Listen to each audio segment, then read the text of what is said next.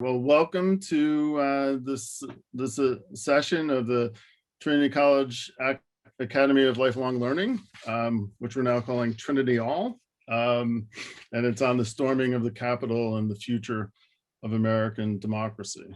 My name is Kevin McMahon. I'm the John R. Reitemeyer Professor of Political Science here at Trinity College. And I'm joined this evening by Cheryl Greenberg, who's the Paul Raether Distinguished Professor of History here at Trinity College, and Susannah Heschel, who's the Eli M. Black Distinguished Professor of Jewish Studies at Dartmouth College. So we're gonna, we have various perspectives, given that we come from different disciplines. So we're gonna offer our various perspectives on the storming of the Capitol on January 6th of this year, and then we will we'll open up the Q&A for questions and look forward to answering your questions as well. So with that, we'll turn to Cheryl and invite her to offer her thoughts. Hi, everybody. I'm Cheryl Greenberg, as you've heard, and I'm a historian, so I'm going to try to speak that way. But first, I just wanted to offer some definitions. The event that we're talking about on January 6th was not a protest, it was not a riot, it was not a disturbance, and it was not a march. It was an insurrection. And I just want to read the definition of insurrection to you. It is the act or an instance of revolting, especially violently, against civil or political authority, or against an established government. Or to take from the statute, whenever the laws of the United States shall be opposed or the execution thereof obstructed in any state. The group that broke windows and stormed the Capitol were organized in advance. They threatened death and violence in order to prevent constitutional actions of elected representatives to certify an election. I don't need to explain that it was violent. Beyond the many who were injured, of course, 5 people, including a police officer, were killed. Armed personnel had to barricade the chamber and stood, as you know, guns drawn, as those outside screamed and fought to break the door down. The fact that they believed that they were correct doesn't change the definition of the action. It was not just violence. It was violence to duly elected political authorities who were carrying out their constitutional duties. It is an insurrection when you do not recognize the legitimacy of your government. It would be an insurrection even if they were correct in their claims that the election had been rigged. And if they had succeeded, if more people had supported them, then it would have been an insurrection that brought about a revolution, like our American Revolution. But they did not succeed any more than John Brown's insurrection succeeded in freeing enslaved people in the South. The last time, as I'm sure you are all aware, that such resistance to federal authority occurred, we ended up in a civil war. And even then, no Confederate flag ever made it into a Capitol building, much less a swastika. I could say more about the false equivalence between these insurrectionists and Black Lives Matter protesters or other unpersuasive arguments to justify their behaviors, but I'm a historian. So let me set some context. The first is to be a little reassuring. We have seen so much of this before, and we've survived it. People are distrusting reality. Karl Rove criticized what he called the reality-based community and said, and this is a quote from him, "We are an empire now, and when we act, we create our own reality." Biased media? You should read the Revolutionary Era newspapers. All the media were deeply and explicitly partisan up to the mid to late 19th century. We have always had biased media, sometimes exclusively biased media. Degraded civil discourse, violence against Congress people. In 1856, Representative Brooks entered the Senate chamber and beat Charles Sumner into unconsciousness. Of course, Sumner had called Stephen Douglas to his face a noisome, squat, and nameless animal. No one stopped Brooks, and after he was censured by the House and resigned, his district quickly reelected him. Deep partisanship, in other words, is not new either. On the other hand, this example of violence at the Capitol resulted in a civil war. Concern for people's safety in the face of white supremacists? This isn't new. This is the fear that Black people have been living with for hundreds of years. There is no officer friendly for them. Tens of thousands of Klansmen marched in Washington, D.C. in 1925 to great celebration. There's anti-Semitism. In the 1940s and 1950s, anti-Semitic claims were routine and asserted openly in candidate literature and speeches, not to mention things like accusations about Jew money in courtrooms like during the trials of the Scottsboro Boys. But two things are different, and that is the nature of our weaponry and our communication. These past examples did not include access to assault rifles. And while information always circulated, the speed and reach of the internet means that previously small fringe groups can find one another far more easily and organize with blinding speed. These are frightening differences that do make this incident different. And that's not the only thing that is frightening. If President Trump were a little smarter or more strategic, or if the House had been controlled by Republicans, many of whom still assert that the election was illegitimate, this might have turned out very differently. We've seen that in the past too. And one more historical observation. Many people have compared this moment to 1856, just before the Civil War. And it is possible we are heading towards another Civil War. But I want to throw out another historical possibility to compare where we are with 1877 and the end of Reconstruction. The Republicans, in order to overcome the horrors of slavery, created mechanisms for Black men and women to achieve equality, the vote, land ownership, things like that. It was called Reconstruction.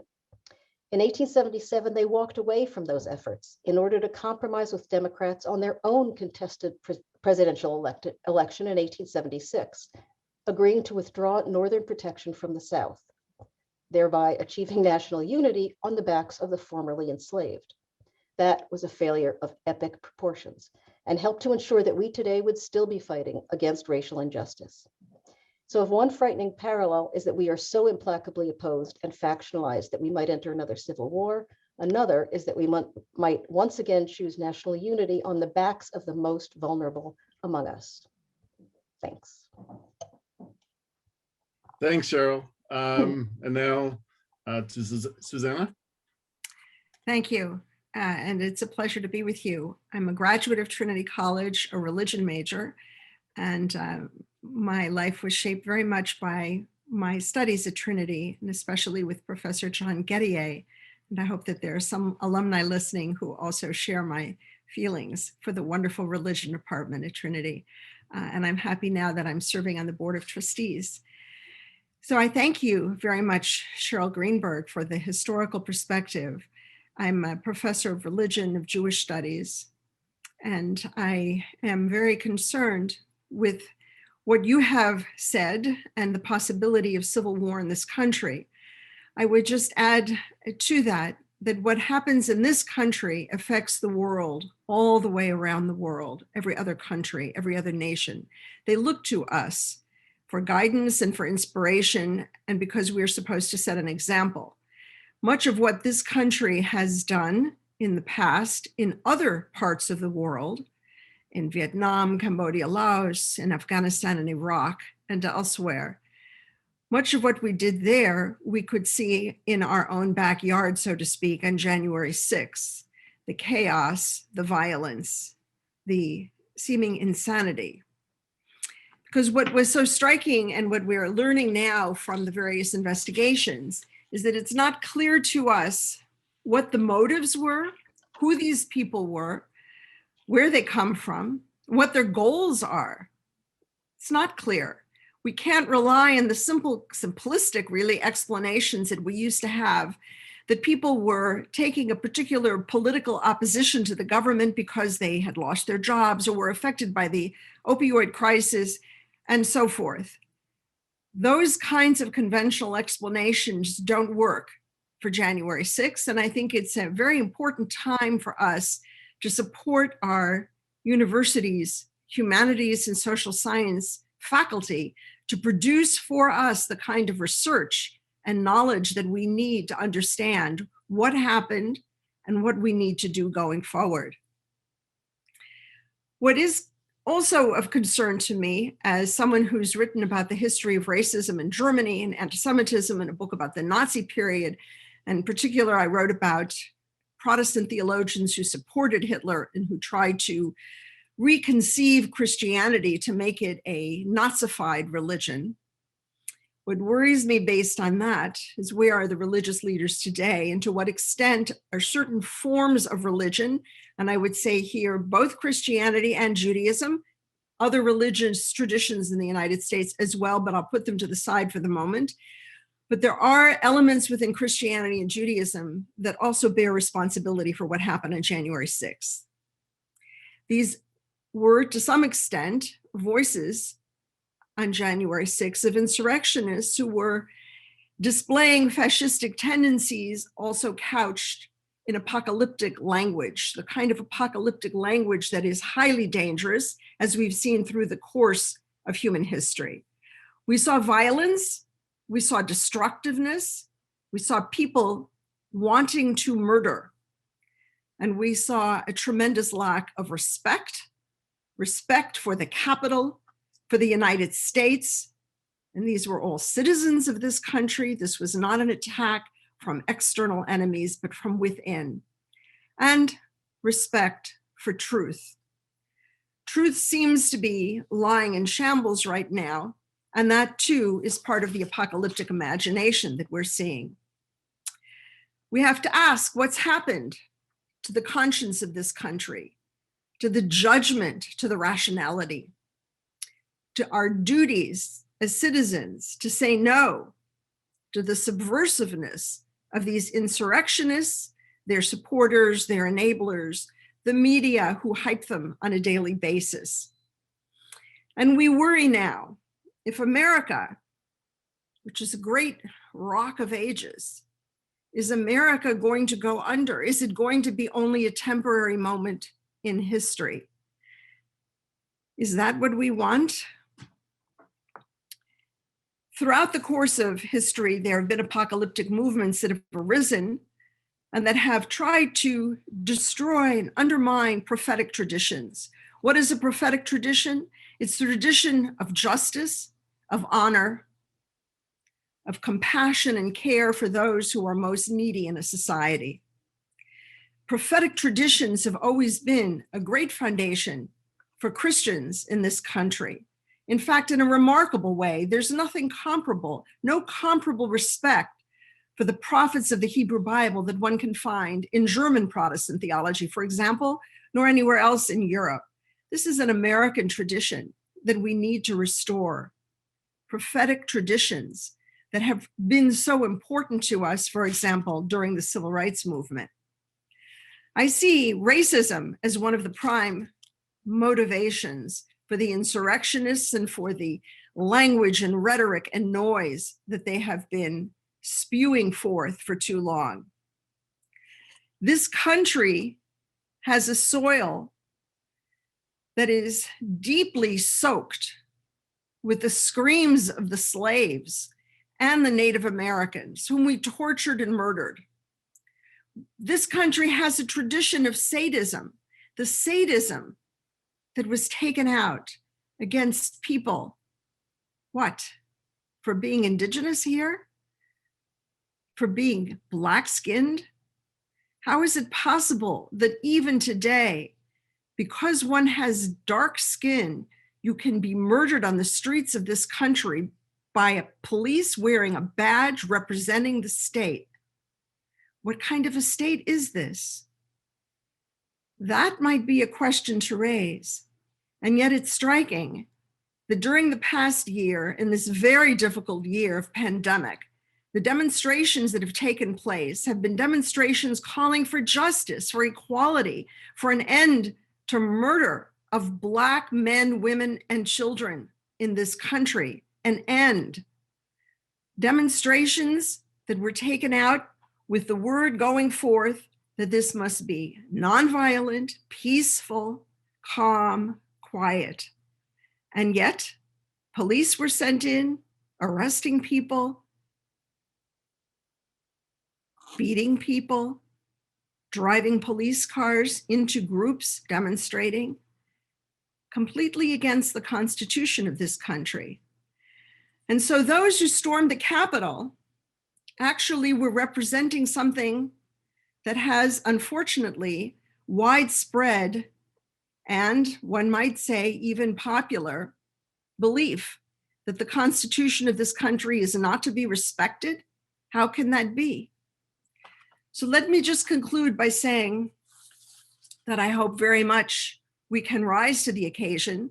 We can restore what has long been prophetic traditions of justice and righteousness of this country, that we can have the courage to build ourselves up, to speak words of truth, and behave with decency.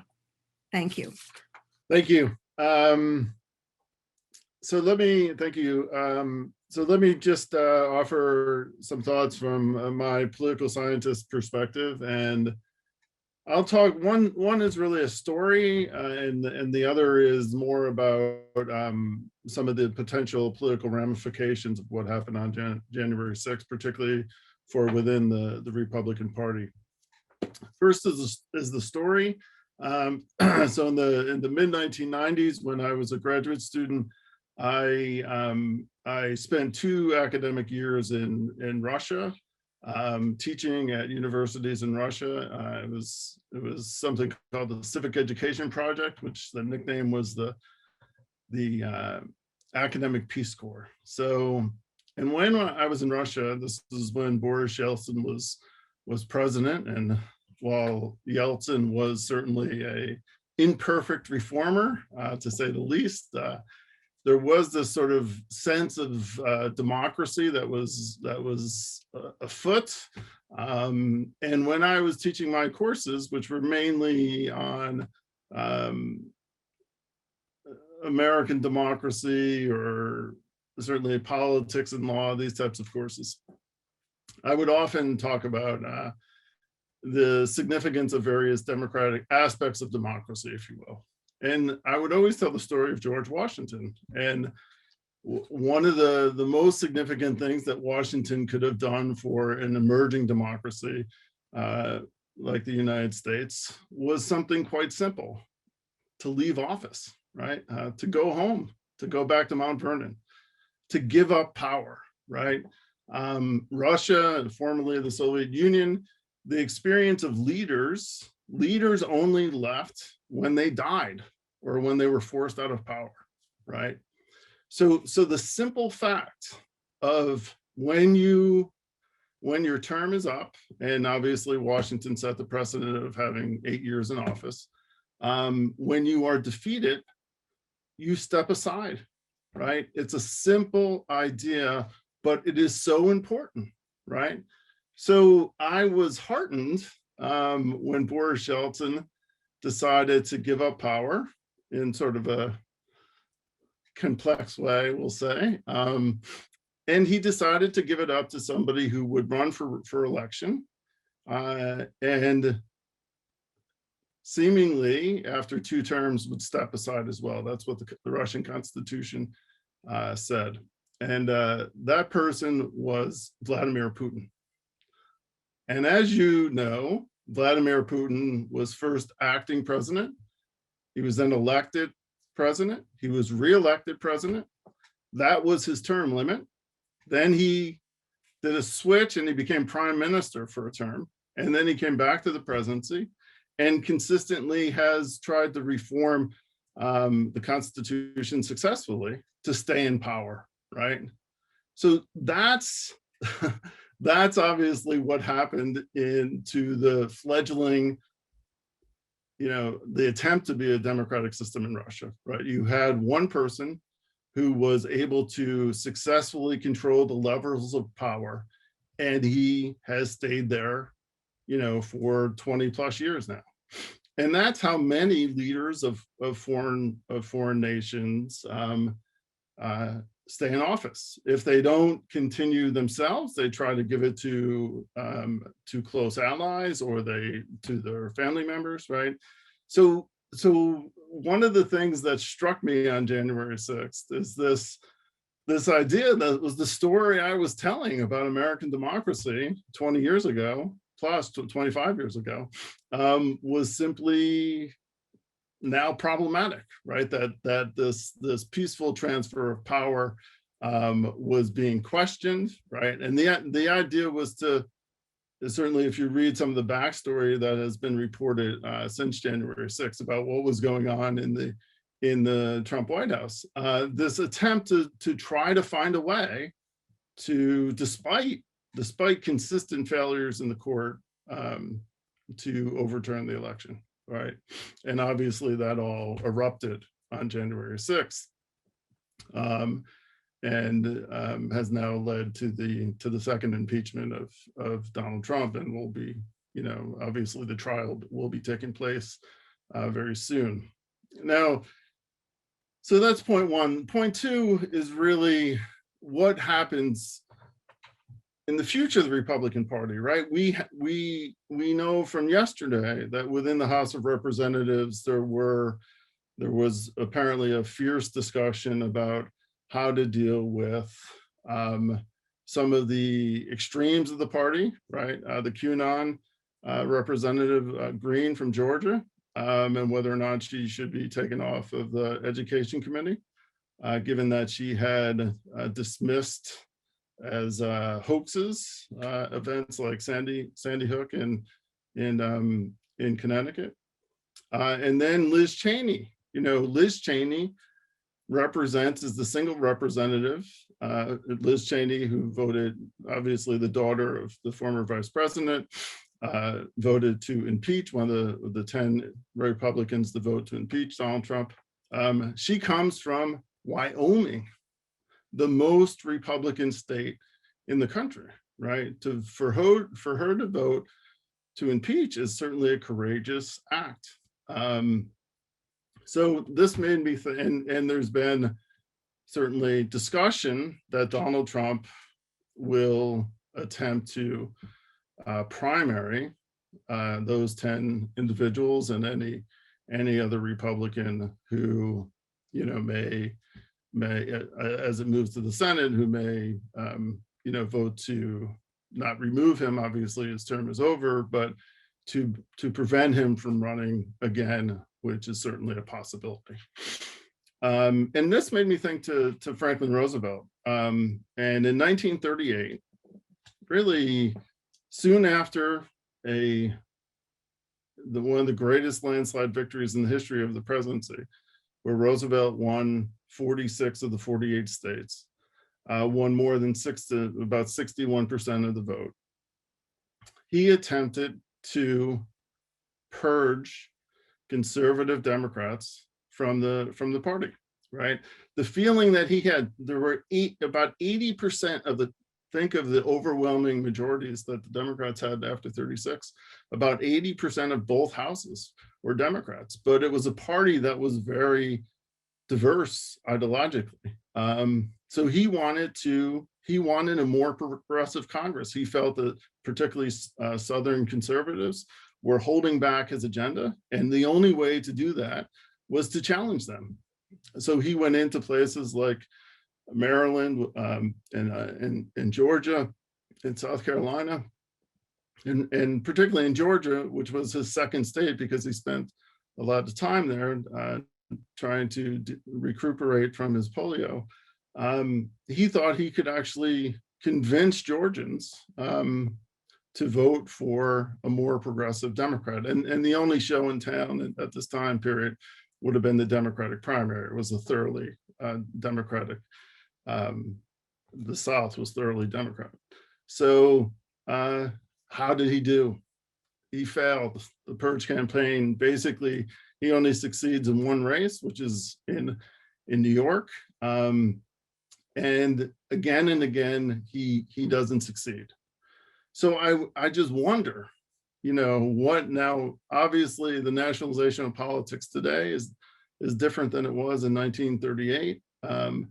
And Trump certainly is very popular in the Republican Party, but attempts historically for a single leader to go into states and to try to dictate what type of candidate should represent that state or that district have not succeeded.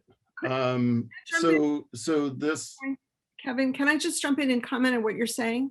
Sure. Because sure.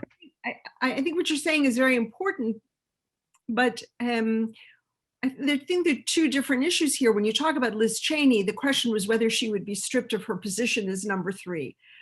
But that's a Right. question of what the Republican leadership is going to do. The other issue is in Wyoming, people are saying, let's impeach her. She's not representing us. Right. I think we have power politics trying to impeach people. Look what happened to Tom Daschle. It cost $40 million to unseat him. That happens. I agree with you all the time. But one of the questions would, what is happening on the ground? The Republicans may keep Liz Cheney in her position, but why do the Wyoming population, why do they want to impeach her? What is it they see? And the other question is, what are the policies? So when Roosevelt wanted to get his policies through the Congress, I understand that. What exactly are the policies of Trump that people are so excited about? When Trump holds a rally, he's not articulating particular public policies, how the government should spend its money. It's a performance. That's what it is. It's a circus. It's a time for people to be emotional. And this is a politics of emotion, primarily, what we're seeing unfolding here. Not that dissimilar from fascist movements in Italy and in Germany and so forth. But I think even more so right now. What do they want? And that's what's confusing a lot of people. What do they? Trump is not standing for certain policies. He's standing for himself. And these people are standing for him. But what do they want? Do you have any sense of that? Because I don't. Yeah, I mean, they wanted to kill the vice president. They brought in a noose to hang him. What would that accomplish? Right. Yeah, I mean, certainly in the case of Trump, I mean, obviously the feeling among those people storming the Capitol were that he should be continuing in office, right? What that means in terms of policy is not clear, right? The Trump's agenda is I'm sorry. What's implied is a racist agenda. It's not articulated as such. Right. So we don't have a public policy that's articulated by Republican leaders. It's implied, it's dog whistles. And that's what I find scary.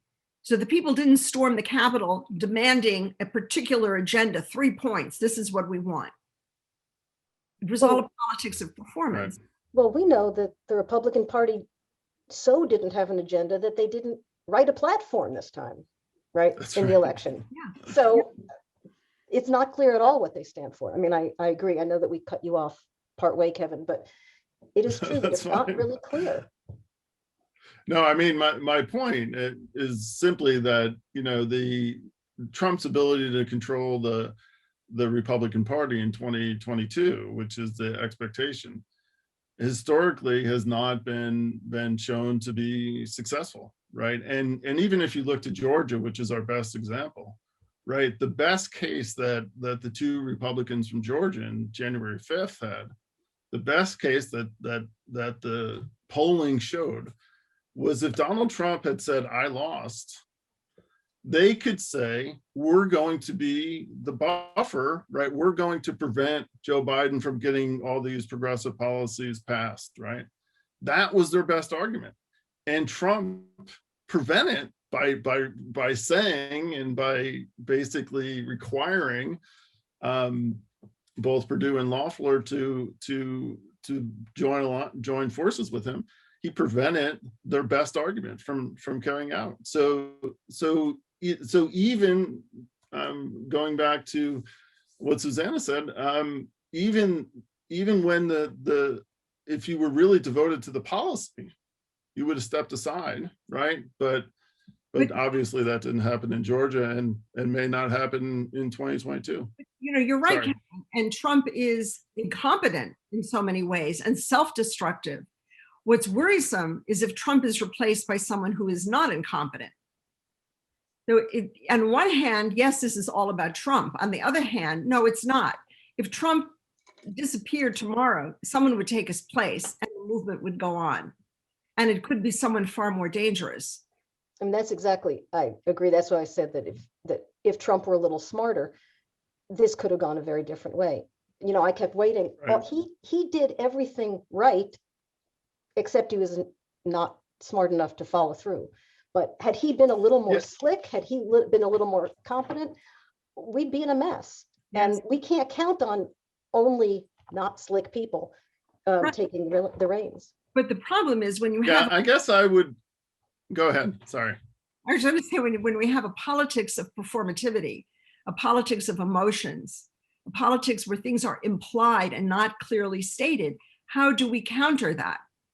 And why in the world do people, American citizens, so many, hate the United States? These people of all people. Well, I would actually argue that what's even more challenging for me is that the Republican Party isn't standing up for Yes. these values. I mean, it's one thing if the people are not understanding or misled or whatever, but the Republicans who are elected to defend the country and represent their people are not doing so.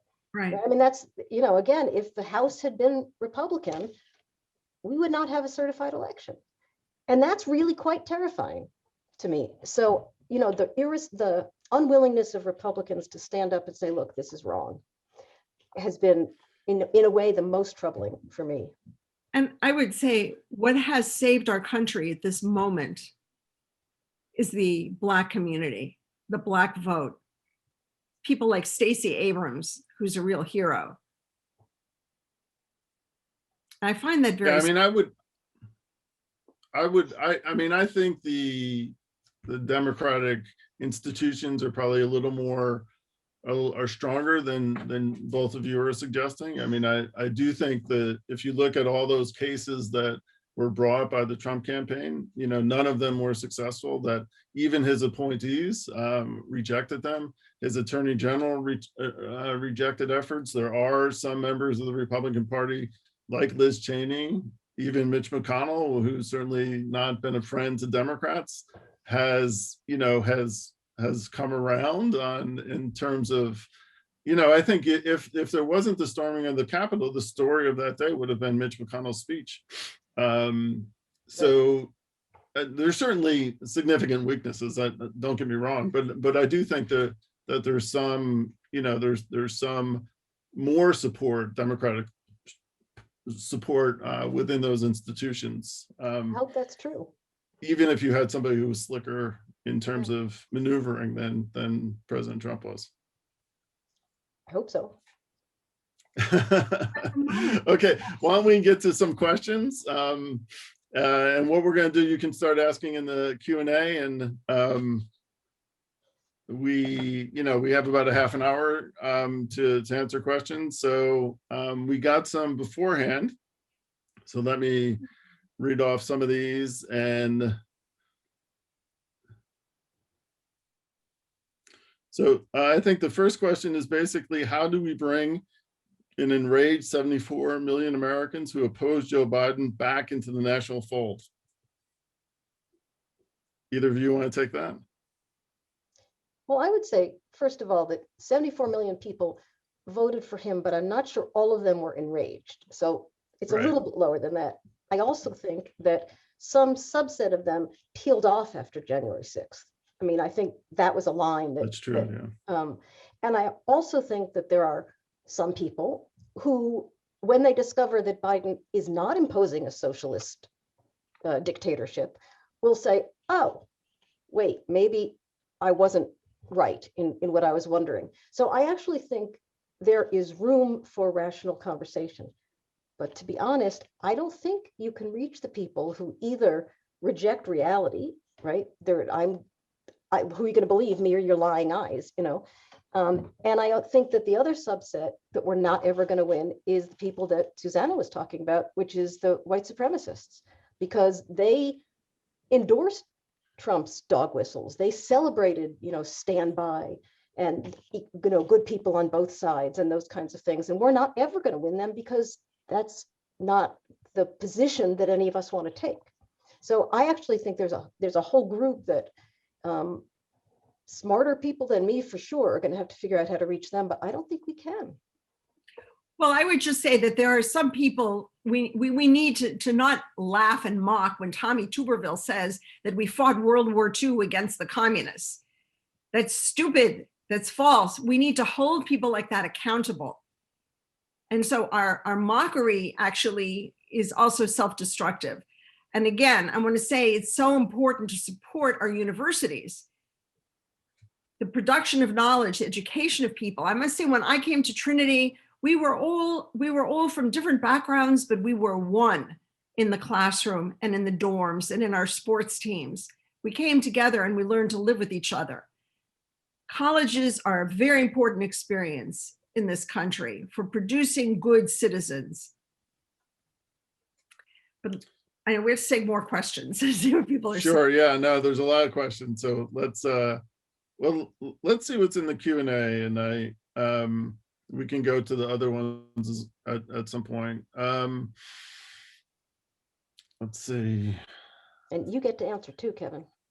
Yes, I'll. Well, one question was about gerrymandering, which I think is a very serious problem. And one of the things that the Republican Party has done is to build up from the bottom to control on the local level, on the state level.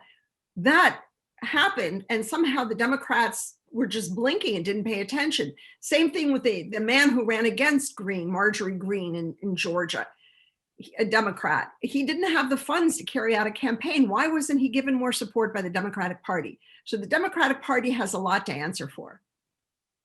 Well, and certainly with gerrymandering, this was a very important year, right? 2020, any year that ends with a 0 means that next time the House is up for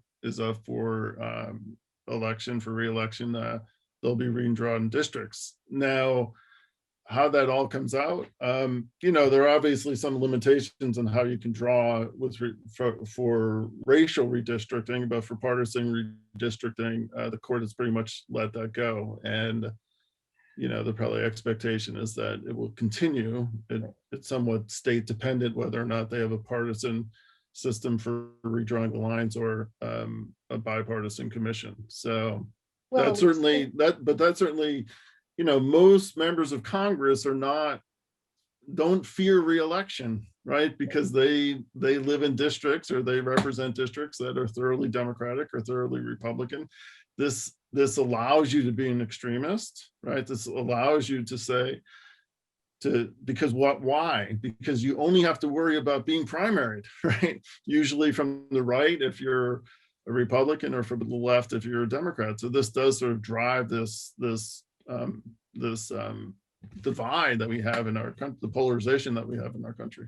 But if the point of the gerrymandering concern, which I agree with, is that the Republicans who are in charge in these states are going to gerrymander so that more areas become safe Republican districts, that's the problem. And it seems to me we can certainly believe that that's the case because of all the immediate response about limiting the vote, period. They're not even pretending that this is about equity anymore. This is simply like, how do we keep the votes as small as possible in Democratic districts? How do we keep the most people from voting? And once you go there, it seems to me they're both combining to make it very, very difficult to get out of this sense of this control. So I'm also very worried about that. I agree with the question. I see that. Okay, let's see. I'm just sort of skipping around because there's quite a few questions. The Professor Leslie DeMongles was asking a question from the religion department at Trinity about the formativity of Christian evangelicals, and I absolutely agree. That set the stage, and I think Trump learned so much, or Steve Bannon, his guide in the first election, learned a lot from how Christian evangelicals work, even though he has absolute contempt for them and their message.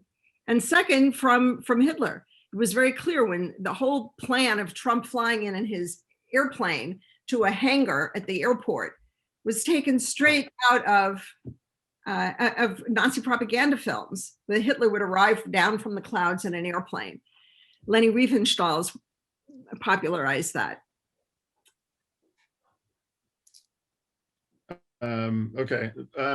Let's see. This is from Alan Gibby. Both parties have a responsibility for lack of legislation over the last 10 years. Executive orders have replaced legislative action by Congress. How do we reverse that and the party loyalty which prevents action that might benefit the American people? I can sort of take that one, since I'm like a scientist, I guess.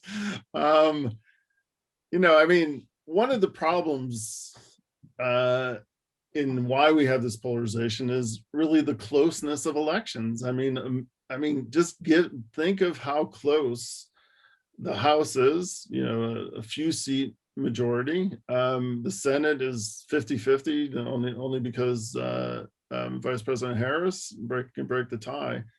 I think when you have more decisive elections, you get more results, right? And that's been our tradition, right? If you think back to, let's say the Republicans who dominated from 1968 to 1988, within the space of those 6 years, you had 2 elections where the candidate, first Nixon and then Reagan in 72 and Reagan in 84, won 49 states, right?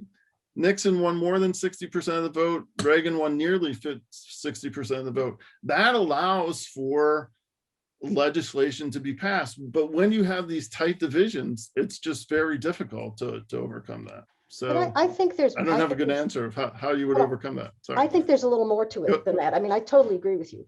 But it seems to me that even in those days, there was, and I hate to use this word now because it's been so, but bipartisanship, that people weren't simply voting on party lines all the time.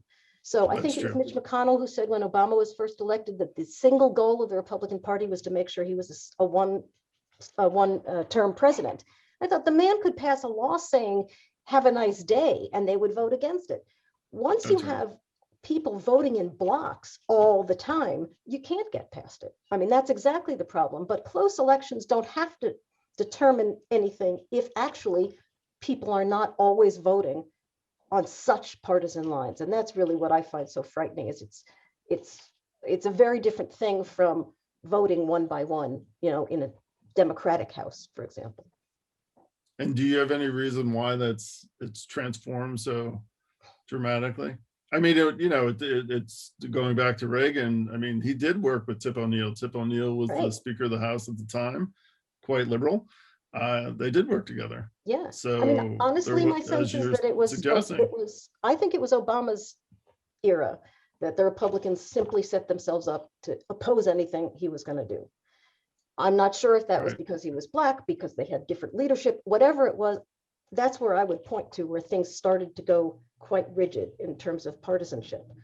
And after Obama, of course, we had Trump, and then partisanship was the definition of the situation. And Trump, he didn't even pretend that he was talking to anybody else, right? He was only governing for the people who voted for him. That was clear.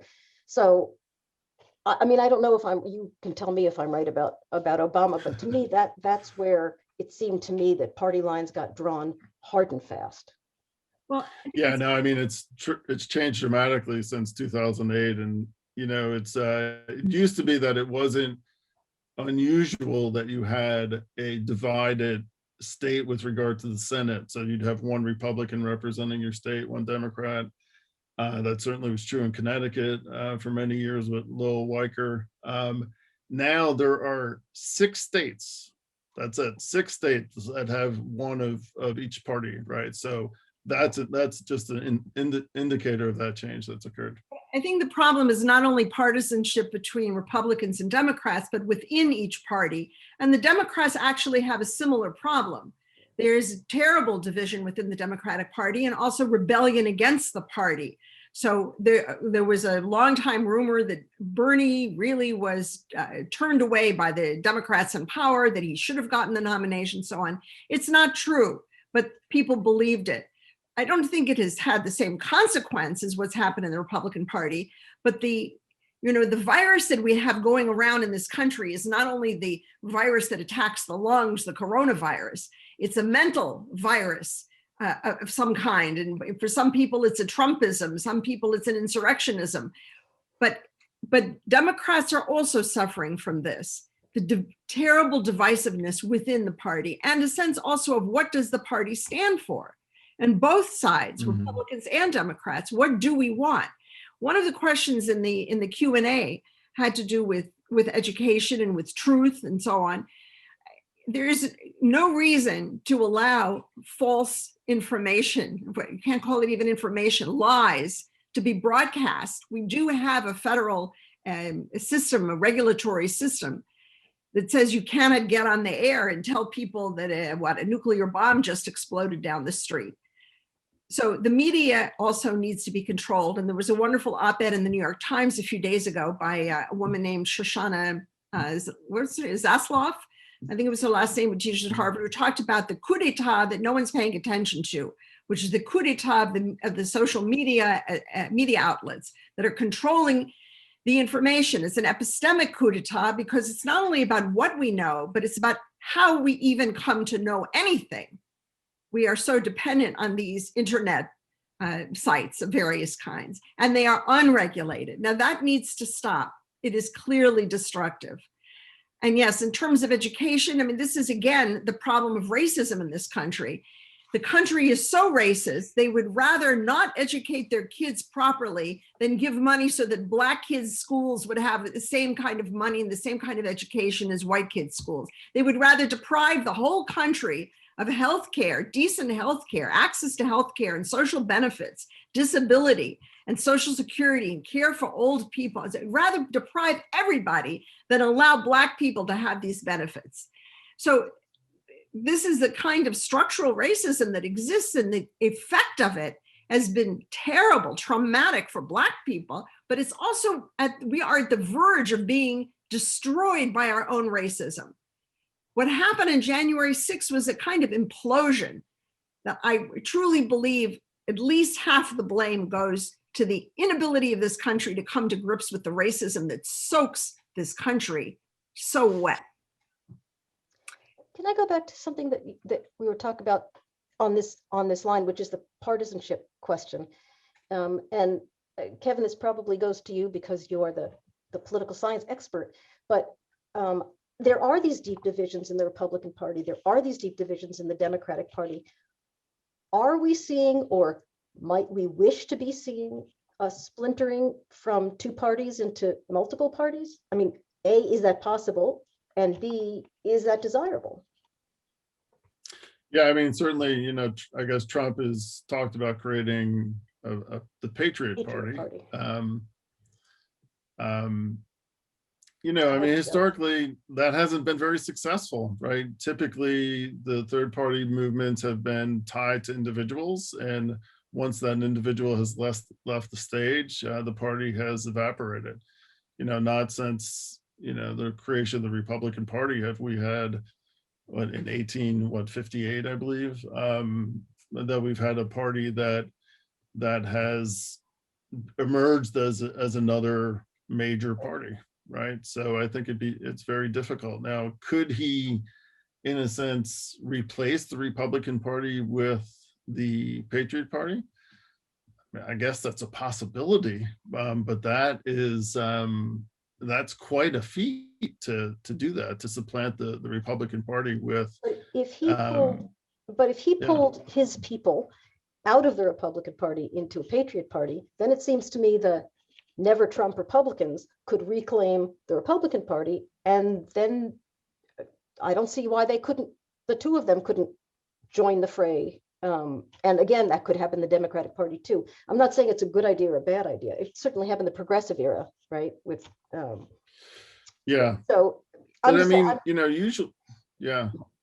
I mean, some states do have, you know, somewhat vibrant third parties. Certainly in Maine, you have that, and to some extent in Vermont. But you know, I think it's difficult, and just given our, you know, our first past the post, winner take all type of system, it's typically, you know, just one party or the other. And to me, it, you know, just strategically from a Trump point of view, if you have such popularity in the Republican Party, why would you create a new party, right? Why wouldn't you just continue?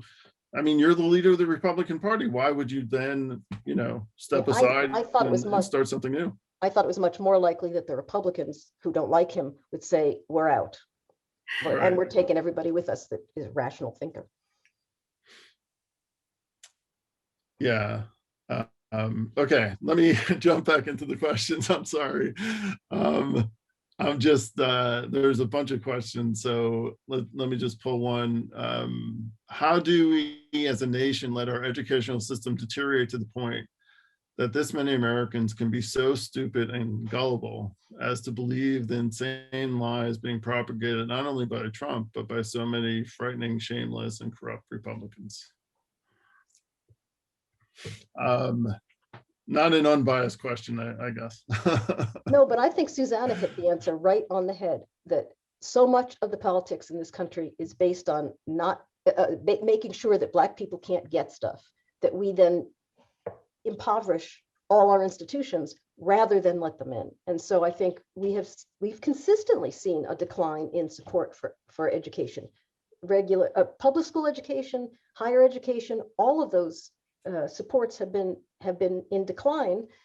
And I think exactly for the reasons that Susannah laid out. And as long as that's been the case, or as long as that stays the case, it's going to be very hard to persuade people what's true and what's not true, what the standards of evidence are. Right. And critical thinking, analysis, the ability to form an opinion and a judgment. Mm-hmm. That's when we stop thinking, we just turn to our emotions. And that's what Trump recognized. And that's what he did in his rallies. All emotions all the time. Although I do think that social media's echo chamber problem also doesn't help. I mean, if you watch Fox and whatever that other place is called, you think you do have evidence. It's false evidence, but you don't know that. You're not reading the other stuff either. And so it is, in a way, two sets of facts. One is actually not true facts, but they feel true to the people who are listening to them because they don't get any challenge to it either. So you could think critically with those facts and come up with that position. And I'm sure they're saying the same about me, by the way. Right? It's not just we have a different perspective on the same facts. We simply have different facts. And if you are presented with those facts and you don't hear any challenge, how are you going to do anything about it? I mean, I do think that social media or the media or however you want to do it has a role in that they have to take responsibility for. It's not just schools, in other words. I think just to go back to the good old Walter Cronkite days, there was something very reassuring about him and his voice. He was intelligent, he was sober, he was calm, and he could show emotion when Kennedy was assassinated, for example. But he met a need that we had. We had him because he satisfied us. Now what we have is something very different. Fox News isn't even trying to do anything like that.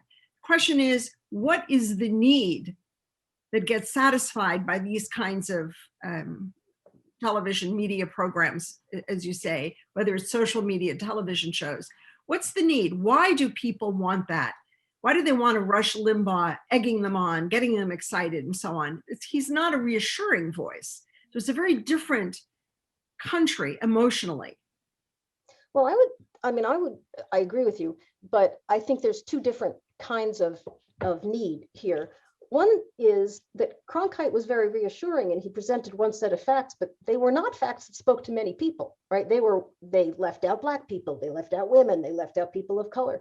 So all those people who did not feel spoken about, I think rightly pressured news and other places to tell their story. So in a way, it seems to me that the Rush Limbaughs are filling that need just as well as the exposure, the widening of the media has helped on the left, right? On the other hand, I think the other thing that you're saying is that there's a different kind of need now, not for unity, but for aggression or conflict. Yeah. And that I think is absolutely true, but it's a different issue, but they're both true, I think. Yeah, the thing with Cronkite is that he could also tell us that the war in Vietnam was going bad. This was not a good thing. And we listened to him. We respected him and we could be influenced by him. He could tell us something that we didn't really want to hear. And that was important. Whereas now everything has to be a confirmation. And yes, also a source of aggression. But this need to be confirmed, that's also very striking to me. as if somehow I can't confirm myself or think for myself. Someone has to tell me, well, what is that about?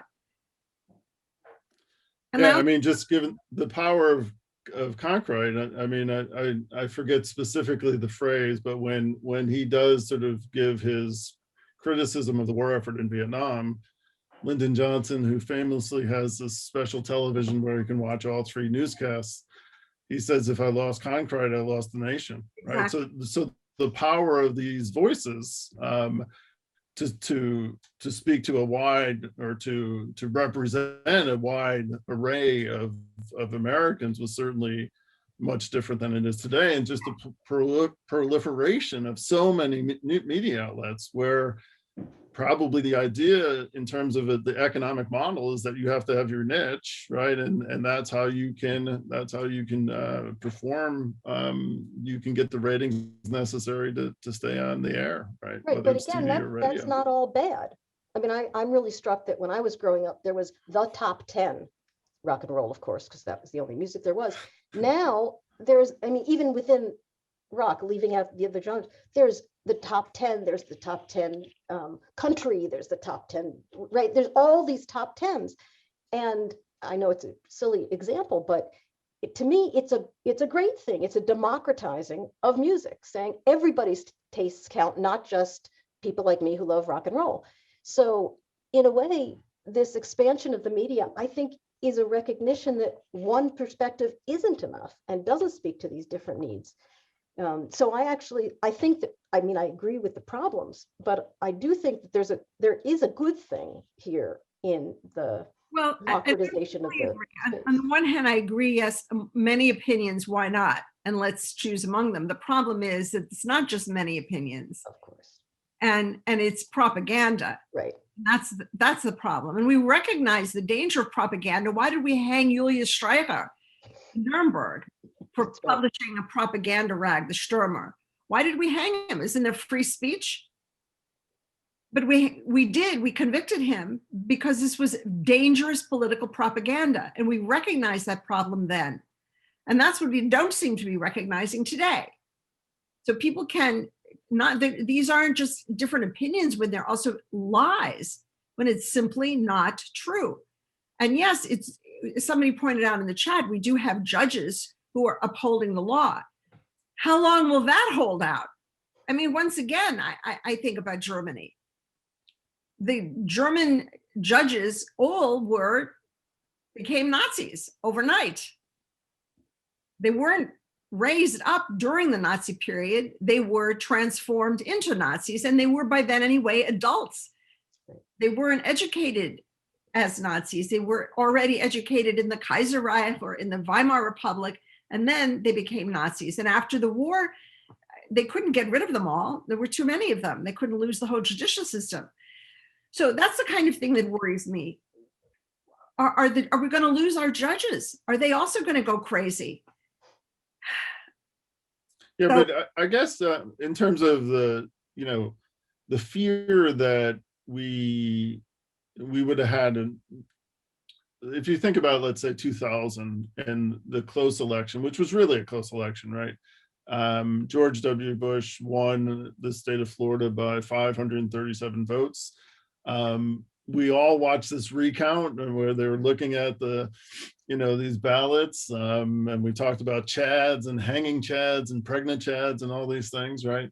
And the criticism of the Supreme Court at the time was that the 5 most conservative justices supported the Bush position, and the 4 most liberal justices supported the Gore position, right? And that was certainly the fear this time, particularly given the fact that Donald Trump had appointed so many justices, and not only, 3 justices and 1 right before the election. You now have 6 of the justices appointed by Republicans, but they had no interest, right? They were not the Supreme Court, lower court judges. There was no even inkling that they were going to give the Trump campaign the time of the day. But again, that's because he was making stupid arguments. You get a smarter person and they might have gone along with it. Exactly. Okay.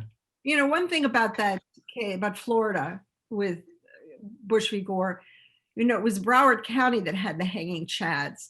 And given the numbers, it implied that the Jews who voted in Florida in Broward County had voted for Bush, and no one, of course, believed that. They wouldn't. Well, the famous one was the butterfly ballot, right? Where the Jewish community voted for Pat Buchanan, right? Yes. Rather Yeah.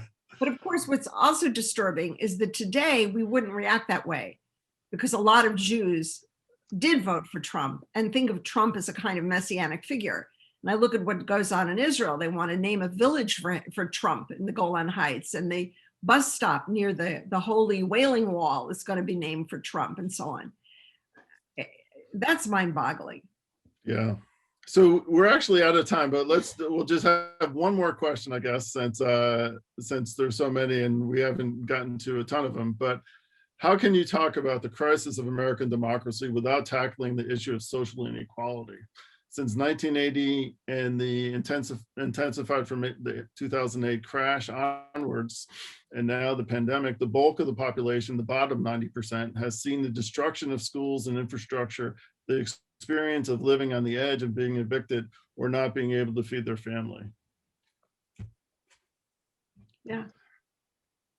I think that's exactly the problem, or the challenge, I should say. And to be honest, I think it will require a bunch of white people dismantling their own privilege to fix it.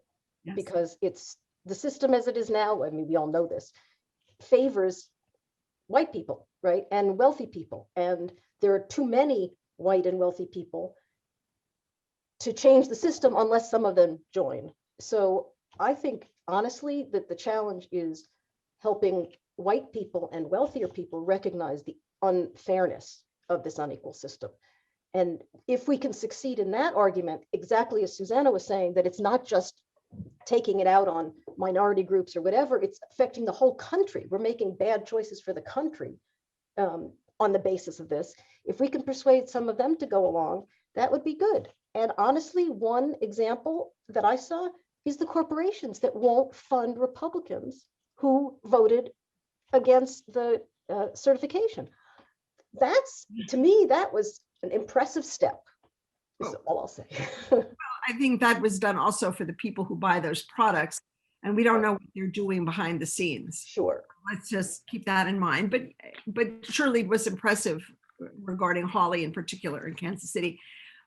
But I would just want to say that the income inequality is also insane, in the sense that if people don't earn a living wage, what do you think is going to happen to them, and what's going to happen to the country? And the absurdity of being $15 an hour in itself is nothing. Look what it costs to buy a tube of toothpaste. I find it extraordinary. How can people live like this? And then the idea that people, when people earn a decent living wage, they'll be more willing to stay in the job.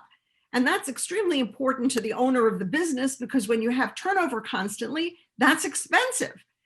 So there's an absence of logic in all of this that I find extraordinary. But there always has been. And I mean, what is particularly interesting is the idea that the Democratic Party, which was once now this certainly is about race as well, but was once sort of the working class party. Right. That certainly in terms of white working class voters have abandoned the party, right? That's part of the division, and those who don't have a college education, right? That the divisions are drawn there. So the once was the party of the working man, right? The Democrats is no longer. So it's really strange in that regard of how the divisions have transformed in the course of, I don't know, 50 years or so. Yes, but also the Democrats have not evolved sufficiently politically in their political thinking. So the kind of respect for the unions, and I have respect for unions, but it's gone too far, because police unions are not helping us in the way that we want. They go against the democratic ideals when they're defending police who are killing people on the streets. So the democratic ideology needs to evolve. That kind of support for unions, it doesn't work. It's not that simple. There's certain idols in the temple that need to be shattered and smashed. on the Democratic side, and a different way of Right. thinking needs to be conceived.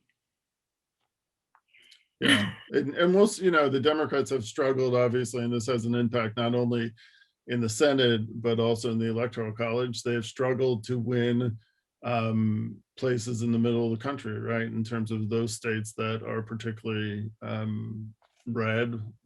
They've succeeded in some. Obviously, Georgia is not in the not too distant past was very Republican, and they succeeded in winning. Biden won narrowly, and now both senators. So there has been progress in some areas, but it is Joe Biden won 25 states and Donald Trump won 25 states, right? So it is a very divided country. And the House lost some Democratic positions. That's right, yeah. But let's beware of the election in 2 years, of voter disenfranchisement. Right. Sure. I think we need to be very, very cautious and concerned.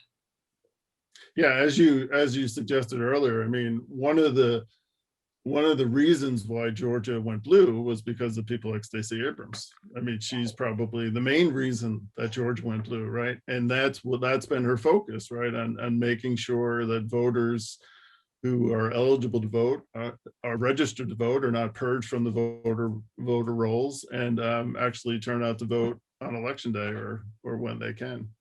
Yes. Yes. Any final thoughts before we wrap up? I would just say that I kept holding out. Okay, after the election, I can relax. Okay, after the Georgia election, I can relax. Right. And now I want to say to everybody, you can't relax. Yeah. There is no relaxing, because it is still a fight. It's a fight to get what you believe in to actually happen. So that's all I would say, is don't lean back and say, phew, that's over. Do you remember the Superman figure? Remember what his slogan was? Fighting for truth, justice, and the American And the way. American way. Yeah. That's another element. And I just have to say, one thing that I find very striking at this moment is that when Obama was in office for 8 years, there was absolutely no taint of corruption anywhere in his government. Nothing at all. And then immediately we have someone who is so stinky with corruption in himself and in everyone in his government. And so, yeah, I think about Superman from my childhood, and I want to go back to truth, justice, the American way, which is not about corruption. Kevin, I think you should. I think that's a good place to end with Superman. We need another Superman or a woman. Well, thank you both for joining us. The time flew by, and I apologize that we only got to a few questions, but obviously we addressed a lot of the questions in some of the comments that we did make. I also want to thank Jason Jones, who helped us behind the scenes, and also Lynn Kelly, who helped organize this, Steve Donovan as well. So thanks for everyone for joining us, and thanks to Cheryl and Susannah. Thank you, Kevin and Cheryl. And boy, I wish I were still a student at Trinity College. I bet every alum feels the same way. I just want to go back. It was so great. Great to be with you. I want to go back to classes. Well, thank you. They're starting up, so don't hesitate. Yeah, Trinity was the most wonderful experience. I had 4 years of heaven. Yeah, thank you. Thank you for giving me another taste of it tonight. Well, thanks, Susannah, and thanks, Cheryl. Good night, everybody. Right. Have a good night. You too.